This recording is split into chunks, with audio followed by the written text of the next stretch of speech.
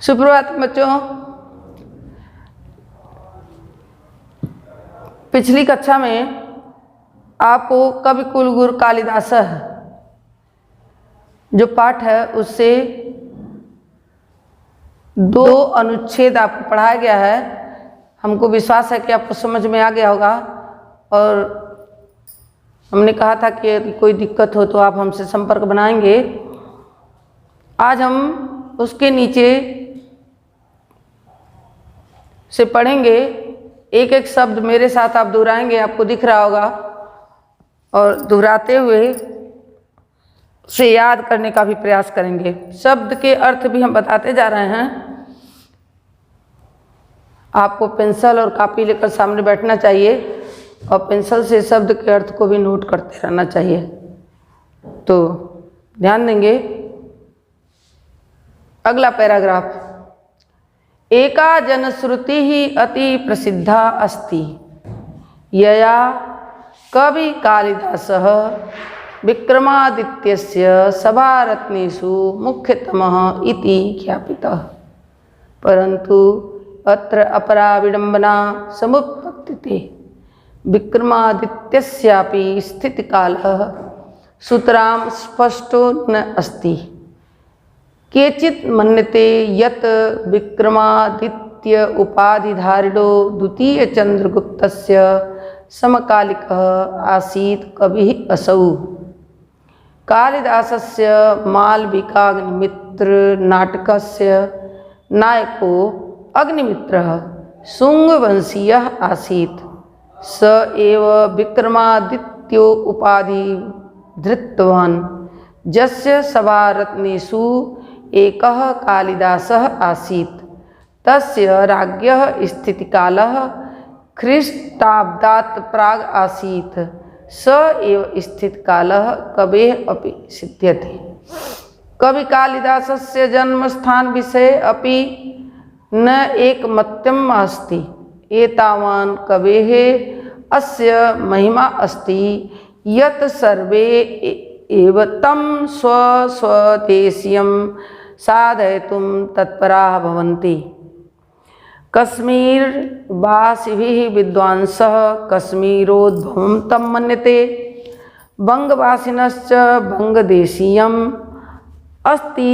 तावत् अन्योऽपि समीक्षकवर्गाः यस्य मतेन कालिदासः उज्जयिनां लब्धजन्म आसीत्।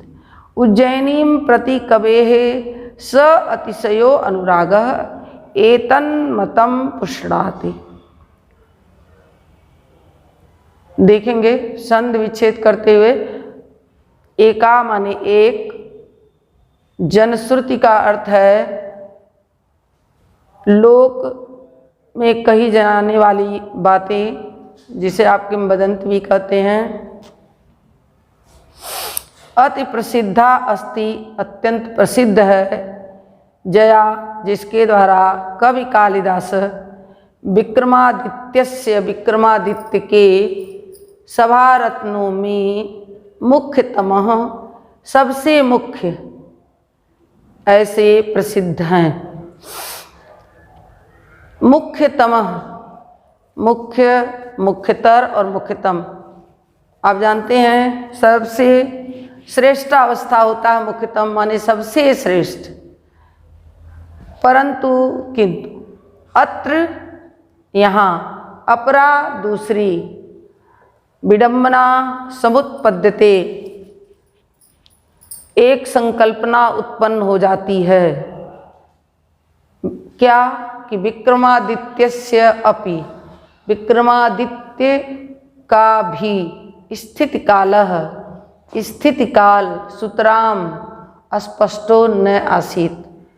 विक्रमादित्य का स्थित काल भी इसमें स्पष्ट नहीं है। केचित् मन्यते, न को त हो गया, केचित् मन्यते, कुछ लोगों के द्वारा माना जाता है। यत् माने कि विक्रमादित्य उपाधि धारणो, विक्रमादित्य की उपाधि धारण करने वाले द्वितीय चंद्रगुप्त का समकालिक आसीत कवि असौ। असौ कवि ही, पीछे आ जाएंगे, असौ कवि, यह कवि द्वितीय चंद्रगुप्त के समकालिक थे, आसीत थे। कालिदासस्य, कालिदास का षष्ठी विभक्ति है बच्चों। कालिदासस्य मालविकाग्नि मित्र नाटकस्य, मालविकाग्नि मित्र नाम के नाटक के नायक अग्निमित्र, जिनका नाम अग्निमित्र था, शुंग वंशी आसीत, ये शुंग वंश के थे। स एव, वह भी, स एव माने वह ही, विक्रमादित्य उपाधि धृतवान, उन्होंने ही विक्रमादित्य की उपाधि को धारण किया हुआ था। जस्य, जिसके सभारत्नेषु, सभारत्नों में एक कालिदास आसीत, एक कालिदास थे, ऐसा कहा जाता है। तस्य राज्ञः स्थिति कालः, उस राजा का स्थिति काल ख्रीष्टाब्दात् प्राग आसीत, ईसवी सन के पहले माना जाता था। ख्रीष्टाब्द माने ईसवी सन से, प्राग माने पहले, आसीत था। स एव स्थित कालः, स एव वही स्थिति काल, कवेः अपि सिद्ध्यति, इस कवि का भी सिद्ध होता है। इसके आधार पर इस कवि का भी समय इसी समय स्थित माना जाता है। कवि कालिदास के जन्म स्थान के विषय में भी न एक मत्यम आसीत, एक मत नहीं है, न एक मत्यम अस्ति, एक मत नहीं है। एतावान कवेः अस्य महिमा अस्ति, इस कवि की महिमा यह है कि सर्वे एव, सभी ही, तम माने उस कालिदास को, स्वदेशीयम, अपने अपने देश का, साधय तुम, सिद्ध करने में तत्परा भवन्ति, तत्पर होते हैं। यानी सभी लोग चाहते हैं कि, कहना चाहते हैं कि हमारे देश के हैं, हमारे देश के हैं। कश्मीर विद्वांस भी, जो कश्मीर के विद्वांस हैं, कश्मीरोद्भवम तम मन्यते, वो मानते हैं कि उनका जन्म कश्मीर में हुआ है। बंग निवासिना बंगदेशीयम, बांग्लादेश के लोग उनको बंगदेश का मानते हैं। अस्ति तावद अन्यो अपि समीक्षक वर्गः, अस्ति माने हैं, तावद अन्यो अपि, दूसरे भी समीक्षक वर्ग, जस्य मतेन, जिनके मत से कालिदास उज्जैन्याम लब्ध जन्म आसीत, उनके मतानुसार कालिदास का जन्म उज्जैनी में हुआ था। उज्जैनीं प्रति कवेः सातिशयोनुरागम एतन मतम पुष्णाति, उज्जैनी के प्रति कवि की अतिशय अनुराग, सातिशय अनुराग, अत्यधिक जो प्रेम है, इस मत को पुष्ट करता है कि वह उज्जैनी के निवासी थे। इसको फिर से पढ़ेंगे बच्चों, थोड़ा लंबा अनुच्छेद है, ध्यान देंगे। एक जनश्रुति अत्यंत प्रसिद्ध है कि कवि कालिदास विक्रमादित्य के सभा रत्नों में मुख्य थे, परंतु यहाँ एक अन्य कल्पना है उत्पन्न हो गई कि विक्रमादित्य का भी स्थिति काल स्पष्ट नहीं है। कुछ लोग मानते हैं कि विक्रमादित्य उपाधि को धारण करने वाले द्वितीय चंद्रगुप्त के समकालिक थे। कालिदास के मालविकाग्नि मित्र नाम के नाटक का जो नायक है अग्निमित्र, वह शुंग वंश का था। वह ही विक्रमादित्य की उपाधि धारण किया, जिसके सभारत्न में एक कालिदास हुआ करते थे। तस्य राज्ञ स्थिति काल, उस राजा का स्थिति काल ईसवी सन के पहले का है। वही स्थिति काल इस कवि का भी सिद्ध होता है। कवि कालिदास के जन्म स्थान के विषय में एक मत नहीं है। इस कवि के महिमा को मानते हुए सभी इनको अपने अपने देश का सिद्ध करने में लगे रहते हैं। कश्मीर के विद्वान इनको कश्मीर में उत्पन्न मानते हैं, बंगाल के विद्वान बंगाल का मानते हैं, और दूसरे जो समीक्षक वर्ग हैं उनके मत से कालिदास उज्जैनी के जन्म लिए हुए हैं। उज्जैन्याम लब्ध जन्मासीत, उज्जैनी में जन्म लिए हुए थे। उज्जैनी के प्रति कवि का अतिशय अनुराग इस मत को पुष्ट भी करता है, क्योंकि अपनी रचनाओं में उन्होंने उज्जैनी के प्रति विशेष अनुराग को दिखाया हुआ है। अगला अनुच्छेद बच्चों देखो, देश काल वदेव कालिदासम कुलस्यापि अस्पष्टः परिचयो न उपलभ्यते तस्य कृतिषु वर्ण आश्रम धर्म व्यवस्थाया यथा तथ्येन प्रतिपादनेन एतद् अनुमीयते यत् तस्य जन्म विप्रकुले अभवत्। भावनया सह शिव अनुरक्तश्च आसीत्, तथापि तस्य धर्म भावनायां मनाग अपि संकीर्णता न आसीत्। शिवभक्तो अपि तत्र रघुवंशे स रामं प्रति स्वभक्तिभावम् उदारमनसा प्रकटयति। कालिदासस्य जीवनवृत्तं सर्वथा अज्ञान अंधकाराच्छन्नं भवति।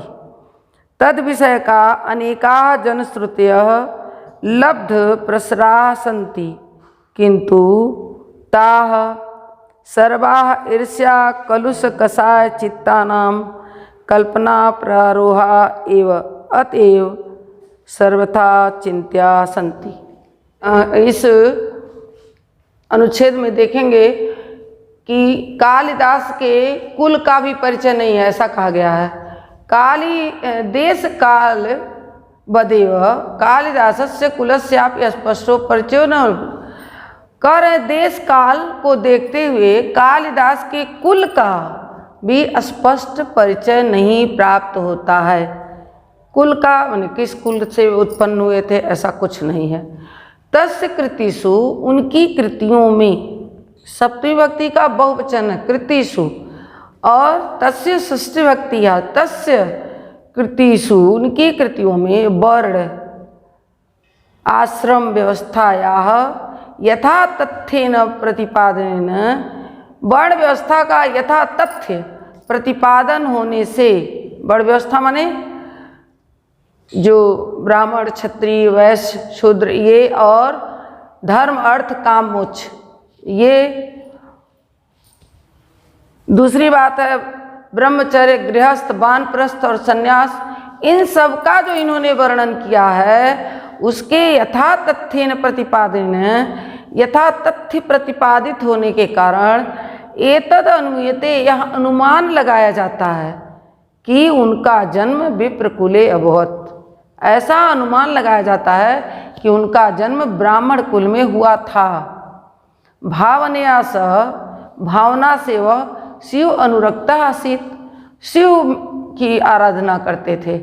भावना से वह शैव थे, शैव मत को मानने वाले थे। फिर भी तस्य धर्म भावनायाम, उनकी धर्म भावना में मना अपि संकीर्णता नास्ति, थोड़ी सी भी संकीर्णता नहीं थी। संकीर्णता माने ऐसा नहीं था कि वो शैव थे तो वैष्णव से कोई मतभेद था या शाक्त से कोई मतभेद था, ऐसा कुछ नहीं था। वो सभी धर्मों को समान रूप से सम्मान देते थे।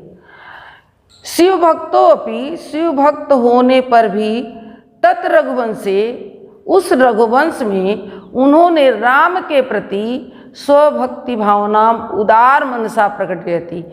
उन्होंने जो रघुवंश नाम का महाकाव्य रचा उसमें राम के प्रति अपनी भक्ति भावना को अत्यधिक उदात्त मनसा प्रकट रहती, अपने पूरे भाव के अनुसार उन्होंने उन्हें प्रकट किया है।